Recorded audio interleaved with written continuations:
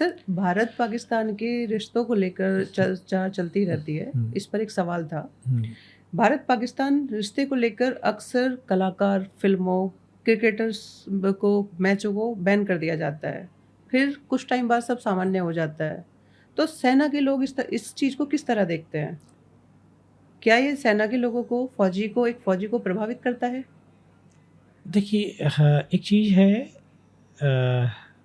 कोई भी परिस्थिति बहुत लंबे समय तक बंधी नहीं रह सकती या बिल्कुल। उसी स्थिति में नहीं रह सकती है। ये सृष्टि का और प्रकृति का नियम भी है जी।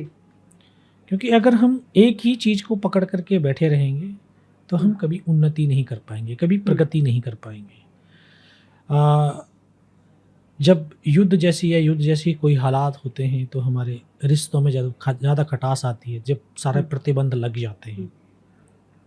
लेकिन वो प्रतिबंध वो कुछ समय तक होते हैं, उसके बाद तो फिर धीरे धीरे करके जब सामान्य स्थितियां होती हैं तो फिर जो है क्रिकेट भी शुरू होता है, व्यापार भी शुरू होता है, सब कुछ शुरू होता है।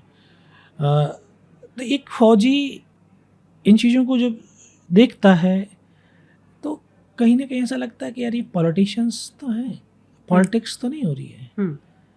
क्या इस देश की रक्षा और सुरक्षा का ठेका हमारा ही है?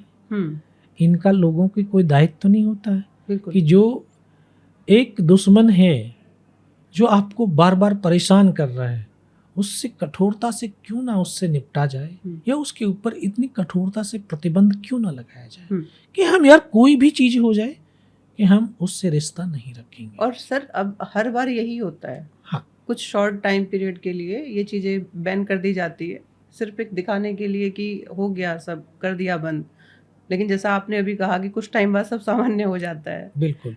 तो इस सिचुएशन में एक आर्मी के पर्सन की मानसिक हालत बहुत ही अलग होती होगी। हाँ, क्योंकि देखिए अभी मानसिक हालात, क्योंकि फौजी जो होता है वो पॉलिटिक्स से बहुत दूर होता है। बिल्कुल। पॉलिटिक्स वाले अपने स्वार्थ के लिए काम करते हैं, फौजी निस्वार्थ से काम करता है जी। और वो अपनी ड्यूटी और अपने काम पर भरोसा करता है, वो अपने लीडर पर भरोसा करता है, वो अपने वेपन्स पर भरोसा करता है। बस वो सोचता है ठीक है भाई, जब जैसे सरकार ने शायद उसको अच्छा लग रहा होगा या उसको इस तरह का हो रहा होगा, उसने किया है, ठीक है, उन्होंने किया है, लेकिन हमें तो अपने कर्तव्य का निर्वाह करना है, तो उसको ज़्यादा इतना फ़र्क नहीं पड़ता। जैसे अभी हाल ही में ऑपरेशन सिंदूर के दौरान भी ये सब चीज़ें देखने के लिए मिली कि कुछ टाइम के लिए चीज़ें बैन कर दी गई।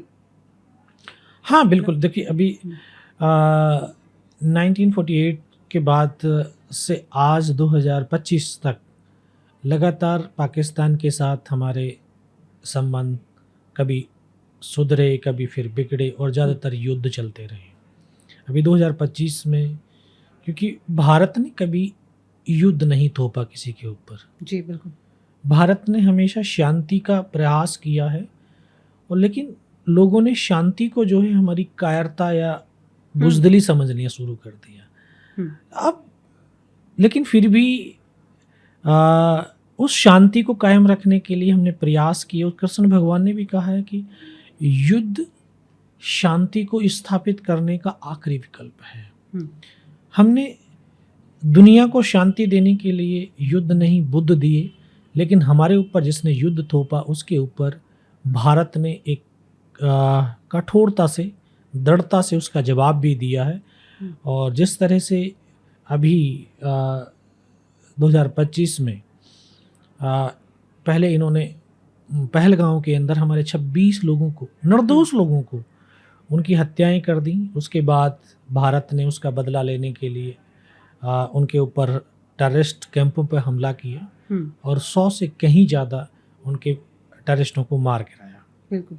फिर पाकिस्तान ने दोबारा से ड्रोन हमला किया, तो वो फिर ड्रोन हमले का जवाब भारत ने दिया और उनके 11 जो एयर बेस थे उनको तबाह कर दिया। क्योंकि भारत अपनी संस्कृति और परंपरा की ताकत से लड़ता है।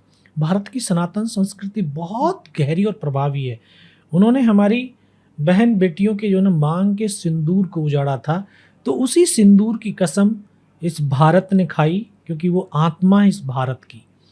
और भारत की सेना ने ऑपरेशन का नाम भी सिंदूर रख करके उन देश की बेटियों को, बहनों को एक इंसाफ दिलाने का एक ये काम किया। और भारत ने पाकिस्तान को मात्र 22 मिनट के प्रहार से उसको घुटनों पे ला दिया और फिर वो समझौता करने पर विवश हो गया था। जी।